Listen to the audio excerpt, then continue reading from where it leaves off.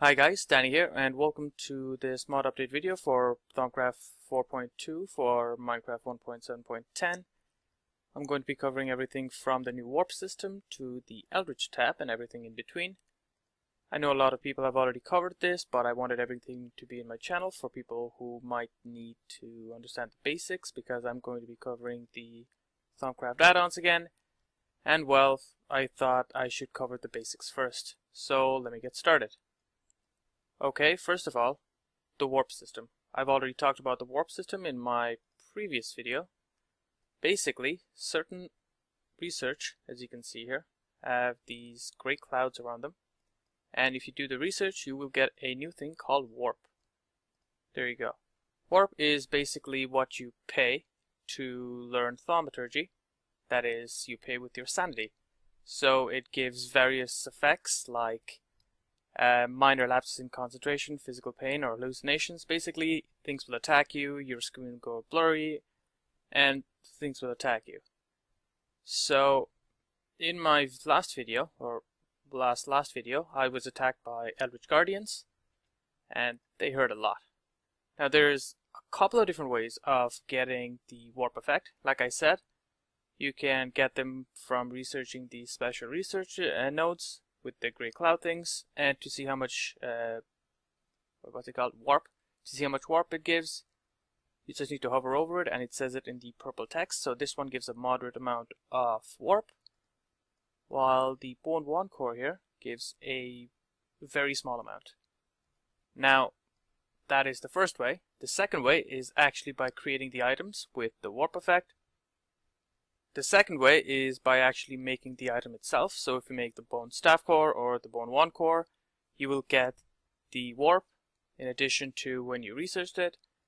And finally, the last method is by getting attacked by the Eldritch Guardians, which will give you temporary warp. Now there's three different kinds of warp. It's not actually listed in the book because it's only been implemented 2 versions ago, I think.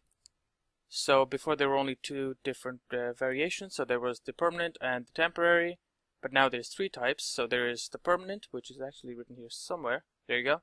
There's the temporary, there's the permanent, and there's a middle one, which is just warp. The temporary will just go by itself, so the effect will wear off. The normal warp can only be gotten rid of with magical methods, and the permanent one can't be gotten rid of. So yeah, like I said, 3 different types. Now I mentioned magical ways of getting rid of the warp, and I'm going to talk about that now. First of all, we have the most basic one, the Purifying bath salts. All you need to do is throw a Purifying bath salt into a pool of water, like so, give it a couple of seconds. The water will be converted into the special water, and if you jump in, not only will it alleviate your symptoms of warp, you will also get this cool effect called Warp Ward that will stop you from getting any of the warp effects. So it's actually quite good if you have a lot of warp, and because I use the cheat Thumbium, I have a lot of warp.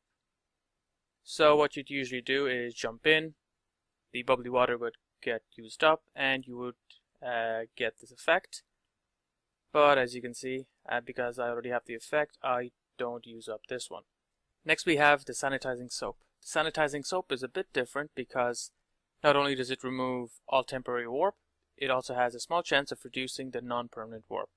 So like I mentioned, there's 3 types. There is the permanent, there is the normal warp, which is the non-permanent, and then there's the temporary. Temporary will be removed, and it even has a small chance of removing the non-temporary permanent warp. So the Sanitizing Soap is really cool. And I don't think it actually gets used up because I used it for quite a bit and it didn't get used up at all. So I think it's a once-off thing. And if you're using it while under the effect of a warp ward or while standing in a purifying fluid, it will increase your odds of removing the non-permanent warp. And because I have the warp ward now, if I use the soap, it will reduce my chance of it'll increase my chance of removing the non-permanent warp. And finally, we have the Arcane Spa, which is not really a new method of removing the warp. Rather, it just makes it easier to remove warp because it allows you to automatically mix in the soap with the water. You can pump water in it and you can put the soap inside of it, and it'll automatically fill a 5x5 area above the machine. Also, you can use it to pump nearly any fluid in the 5x5 area, so it's pretty handy in that as well. So there's two modes. There is the mix with ingredient and the use just fluid. If I set it to use just the fluid and throw some water in there, you'll see the 5x5 fill up with water. So like I said, pretty handy. And the other method, which was the one where it would mix the soap with the water, mix with ingredient, throw some water in there, and we should see this pool fill up with the bubbly water. And there you go.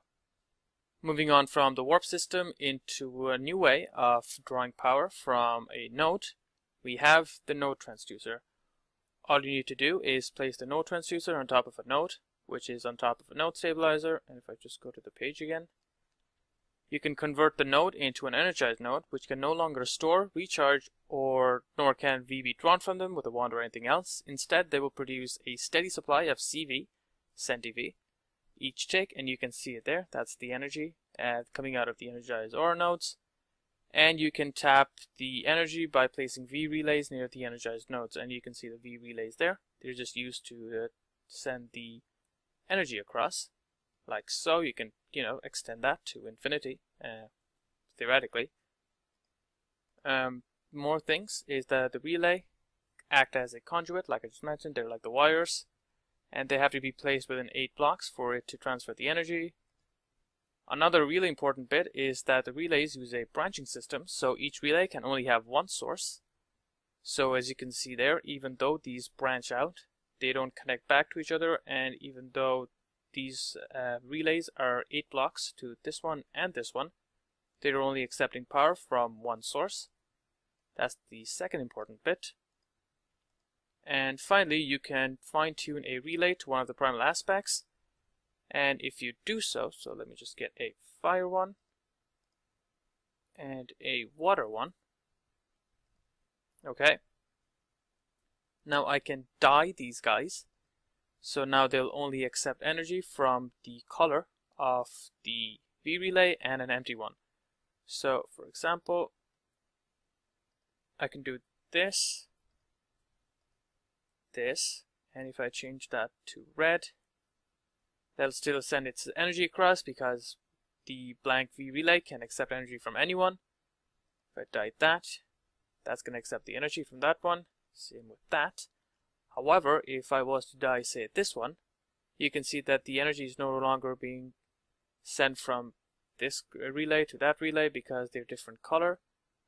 Okay, it's going that way because, like I said, the empty relay can be used, can accept and send energy to anyone, as you can see there. But if I was to change, say, that one, or to fire rather, the water one there can't accept anything anymore. Change those two guys, and there you go. You can see the branching system, and everything looks really cool. Finally, the amount of energy produced by a node is finite, so if you attach too many devices to a source, it might not be able to handle it, and that just means things won't work. Finally, it is possible to turn an energized node back into a normal node. All you need to do is turn off the redstone signal for the node transducer. So, okay, turn that off, give it a couple of seconds, and it will return normal. But basically, if you don't do that, and if you don't let it cool down, I guess, it will explode, basically, and it will just leave a lot of taint behind. So, just to show that off, yeah, not something I'd suggest. So what can we do with the CV? Well, we can do really cool things. For example, using this machine here, the V charging relay, we can just place the V charging relay on top of an arcane work table. So there's the arcane work table, there is the V relay, that, there, it's just that simple. I just dyed that one green. You can charge the wand inside of the table. So there you go, I have a wand there, fully charged. And I'm just going to use it up a little bit, like so. And now it's kind of empty. You can see it's 93, 93, 0.25, 91, 91, 92. So now I can just go here, place that inside, like so, and you can see it increasing. Now, if you look carefully, you can see that it's actually not increasing all at the same time. So only the air and the earth got filled. That's because this energy from this node only contains the air and the earth. So for that reason, the energy being transferred only contains the air and the earth. And for that reason, my wand is only being charged with the air and the earth. However, if I was to use, say, that one, only the Ignis will be charged in the wand. So for that reason, for your wand charging, you should probably create a node that has all or nearly all of the primal aspects, and you can use one of the advanced node stabilizers, because the advanced node stabilizers will allow the node in the advanced node stabilizer to absorb aspects from other nodes while not being able to be drained itself. Another use for the energized node is to power a Infernal Furnace. The Infernal Furnace is changed, so now you have 4 of these slots. So if I just break that one, you can see the slot there. So there's 1, 2, 3, and finally a 4th one down here. However, the max is still 3, so you can only get maximum effect using the Arcane Bellows if you have 3. If you have 4, it won't do anything at all. Another thing is that the Infernal Furnace no longer drains the Ignis from the wardage by itself. Meaning if I get, say, cobblestone from here and throw that in, like so. Usually, and by usually I mean in the previous versions, you can see the Ignis just flying out, going inside of the Infernal Furnace. But this time, it won't. Why? Because, well, you can still pump the Ignis in using a tube. So, I'm not sure if this will work directly, but we'll see. There we go. Yeah, it did work, 63. So this should be faster, and it is. Alternatively, what you can do is find a node with Ignis.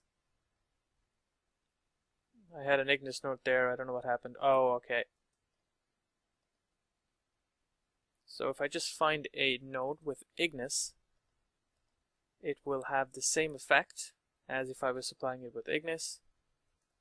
So let's see. Nope, water. Nope, nope. There you go.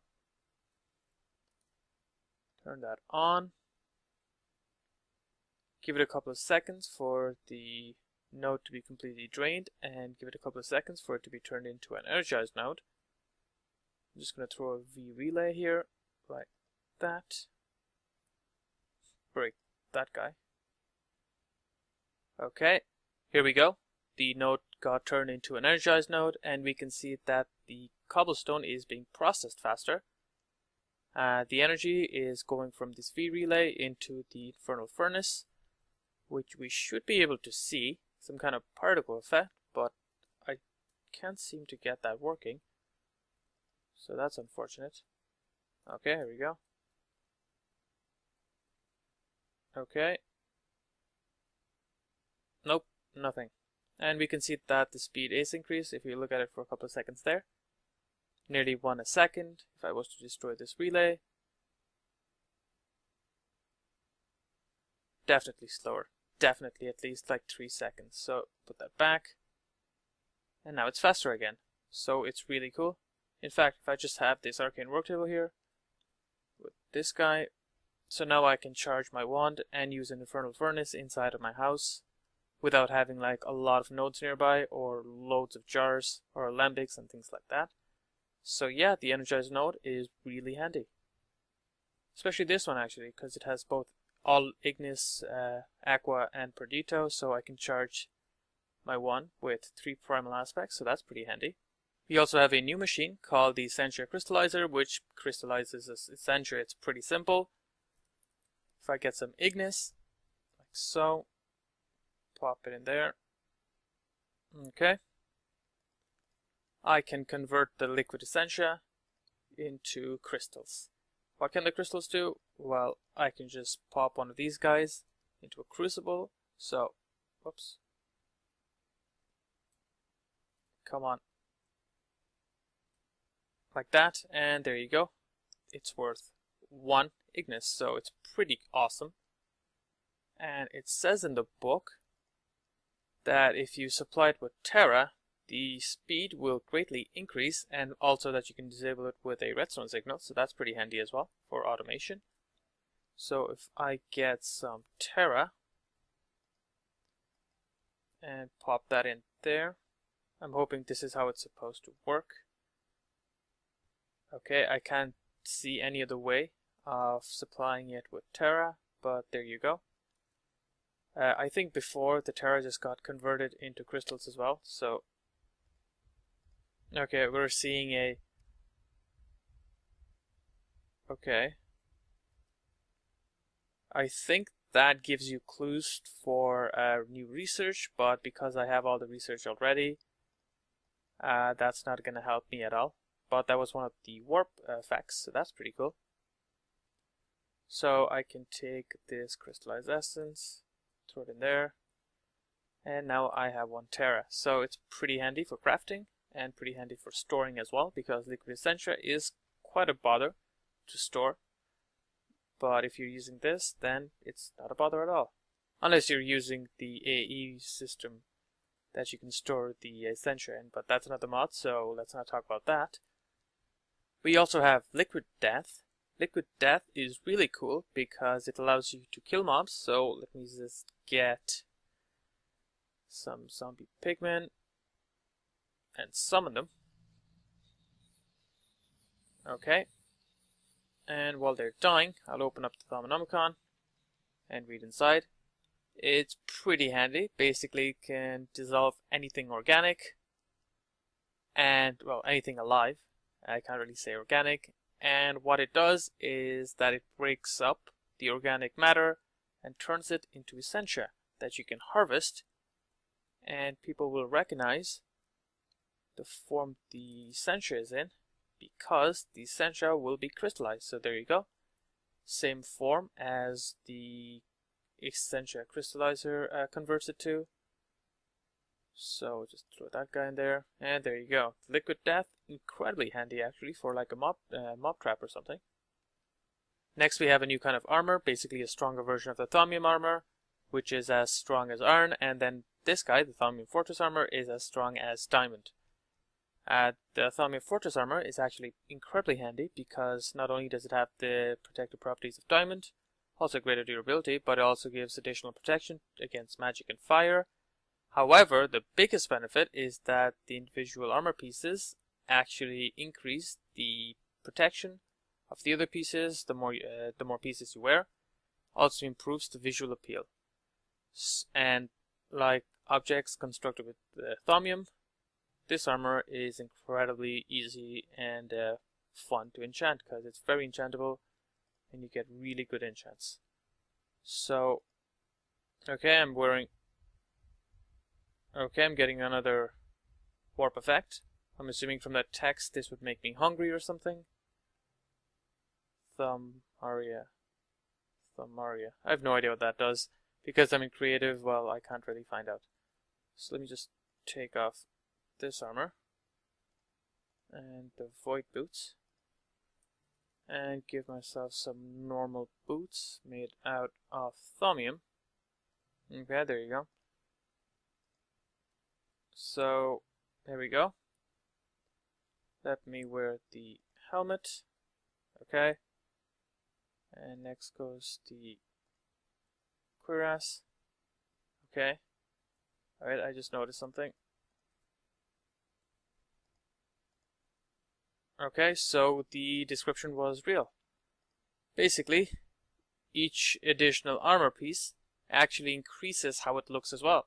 So if you look at the helmet, there's like a flappy bit at the front.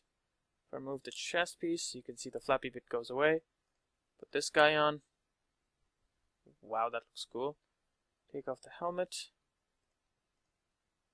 It loses the shoulder pads, well, the shoulder spikes.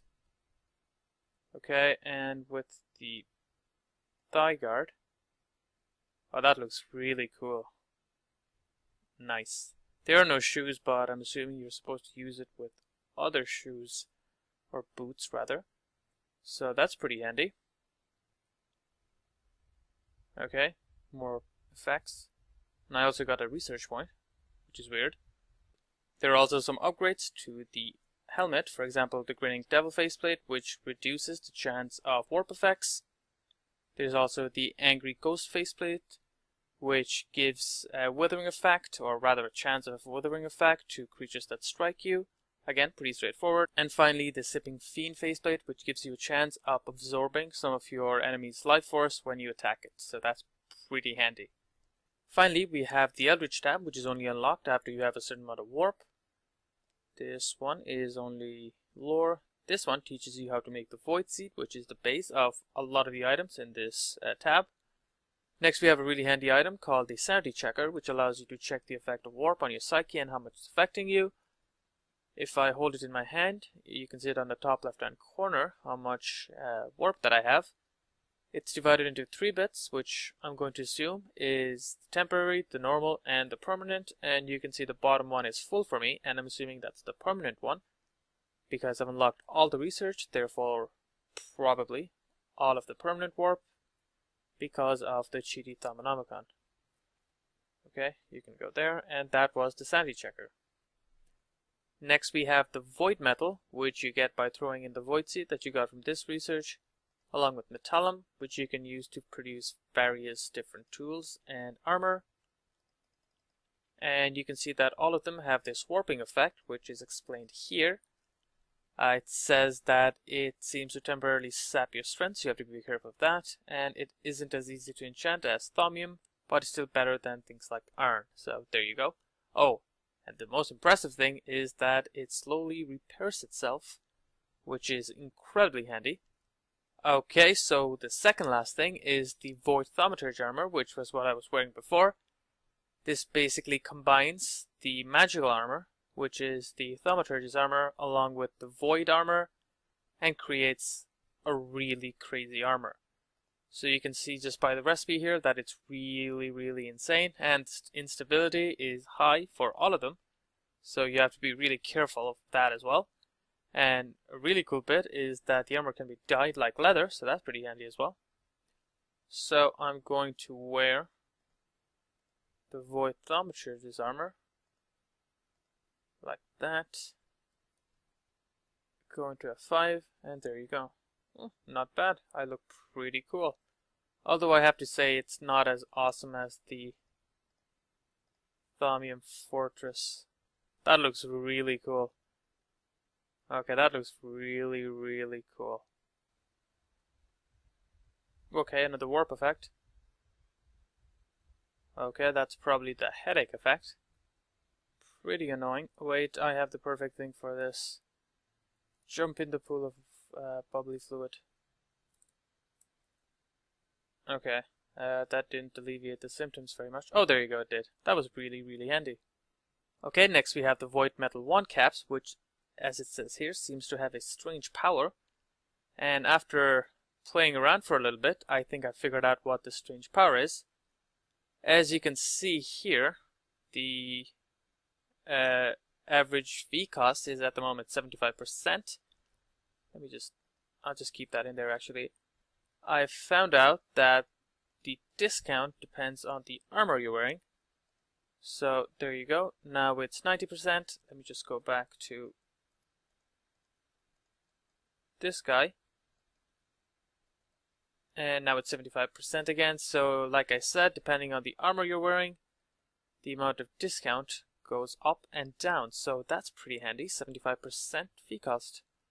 And lastly, we have the Advanced Essential Storage, which is basically like a really cool jar. The Essential Reservoir can store up to 256 Essentia in any combination, and by any combination it means you can store any different kind of V in it, and it will not explode or anything because it has magical powers, basically. Another thing is, unlike the jars, you can't fill it by hand, so it has to be done using pipes or golems, and picking it up is inadvisable. So we're going to pick it up to see what happens. I actually don't know. So right there you can see the golem, and I'm going to get some Ignis and some Terra. Okay, you can see there is already different kinds of V in there, or rather Essentia. There is the Potentia, Metallum, the Armor one, Ignis. Let me just throw some Ignis in there, and you can see that it gets placed there. And you can see there's no Terra in there, so let me just pour some Terra in there. And now there's a lot of Terra in there, so you can see how awesome it is to store different kinds of V in one container. Okay, I think it's full now. So I'm going to try pick it up using a pickaxe. I honest to God don't know what's going to happen, but I'm assuming it's going to explode or something. So here's to that. Okay, yeah, I figured as much. And the item's gone, so not only is it not advised, it's probably a really, really, really bad idea unless you want to lose all of your Essentia. So there you go. And that is it for all of the updates that I can talk about. You can read about most of them in the changelogs. There are some others that I didn't talk about, for example the mana beans. The mana beans are changed, so now it's a lot harder to breed them, and the breeding system is different as well. Before you could just plant one and break it and it might give 2 or 3. This time to breed say an arbor one, you have to place an air and an herba being beside each other, and it might give you a small chance of giving arbor.